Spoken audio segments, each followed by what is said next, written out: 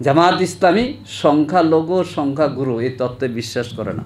আমরা মনে করি যে আমরা সবাই মিলে আমার প্রিয় দেশ বাংলাদেশের আমরা গর্বিত না করে জনগণের রায় যদি আমাদের দিকে আসে, আমরা সকল মানুষের অধিকার নিশ্চিত করব, সম্মান নিশ্চিত করব, মা বোনদের নিরাপত্তা নিশ্চিত করব। আমরা অগ্রাধিকার দেব নাগরিকদের সম্মান, নাগরিকদের সম্মান।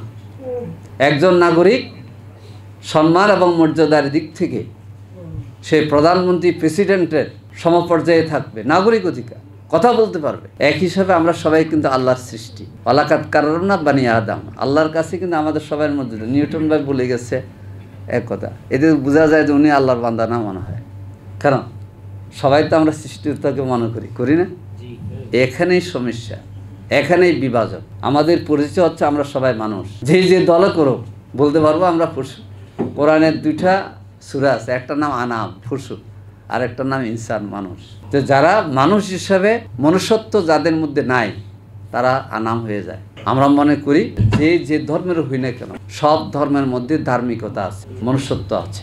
আমরা এটা ঠিক যে আদর্শের হিসাবে ইসলামী আইন নিয়ম কানুন আমরা প্রতিষ্ঠা করার জন্য বলছি। কেন বলছি আমরা যে এই নিয়ম কানুন প্রতিষ্ঠিত হলে আমরা সকল ধর্মের মানুষের তার যে নাগরিক অধিকার, তার যে ধর্মীয় অধিকার, তার যে মানুষ হিসাবে তার যে সম্মান এবং মর্যাদা সেটা নিশ্চিত হবে। কেউ যদি কমিউনিজম দিয়ে সেটা নিশ্চিত করতে পারে করুক, আমাদের আপত্তি নেই। সাম্যবাদের কথা বলেন যারা, তারা সাম্যবাদের আদর্শ তুলে ধরে দেশের মানুষ যদি গ্রহণ করে তারা সাম্যবাদ প্রতিষ্ঠা করবে। সেই জন্যে বিভাজন হবে কেন, গ্রুপে মারামারি হবে কেন? এই জন্যে জামাত ইসলামের আমির, অবশ্যই আপনারা এখন সবাই তাকে চেনেন, তিনি জাতীয় নেতা পরিণত হয়েছেন, ডাক্তার শফিকুর রহমান। তিনি বলছেন আমার দেশের নাগরিকরা আমি দুই ভাগে ভাগ করতে চাই না। কে সংখ্যালঘু সংখ্যাগুরু, এটা কারা? যারা সংখ্যাগুরু লঘুদের ভোট নিয়ে ভোট বাক্স বানিয়ে নিজেরা ক্ষমতা যেতে চায় এবং ইতিমধ্যে প্রতারণার কাজ করেছে, তারাই সংখ্যালঘু সংখ্যাগুরু বলে। জামাত ইসলামী সংখ্যালঘু সংখ্যাগুরু এই তত্ত্বে বিশ্বাস করে না। আমরা মনে করি যে আমরা সবাই মিলে আমার প্রিয় দেশ বাংলাদেশের আমরা গর্বিত না করে আমাদের বোনেরা আমাদের মায়েরা এদেশে গর্বিত নাগরিক। এই হিসেবে আগামী দিনে জামাত ইসলামী আল্লাহর রহমতে এবং জনগণের দোয়ায় ক্ষমতা আসলে জামাত যেসব আরও 8 দল নিয়ে বা আরও দল আলোচনা করতেছে আমাদের সাথে, জনগণের রায় যদি আমাদের দিকে আসে, আমরা সকল মানুষের অধিকার নিশ্চিত করব, সম্মান নিশ্চিত করব, মা বোনদের নিরাপত্তা নিশ্চিত করব। অনেকে কথা বলে বেড়ায় যে গার্মেন্টস বন্ধ হয়ে যাবে, নারীর অধিকার পাবে না।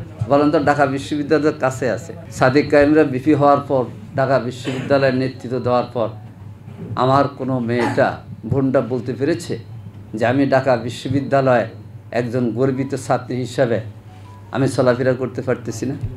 সে ছাত্র শিবির সংসদে আসার কারণে জোর করে বোরকা পড়াইছে না। এবং এটা আগামী দিনের বাংলাদেশের নমুনা।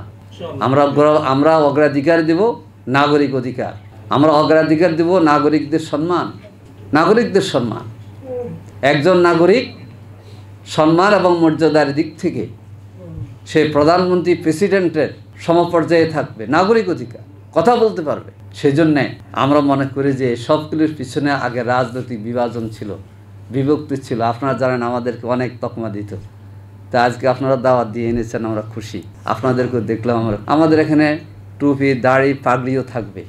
আবার আমার নিউটন ভাই ওখানে আছে, কি বলে আছে না? তারপরে আমার ওই কবি সানজিদা বোন আছে, ওইদিকে বোনেরা আছেন। এই জন্য মা বোন ভাই বোন পিতা মাতা সবাইকে নিয়ে সুন্দর বাংলাদেশ গড়ার জন্যে আমরা সামনের দিনগুলোতে কাজ করি।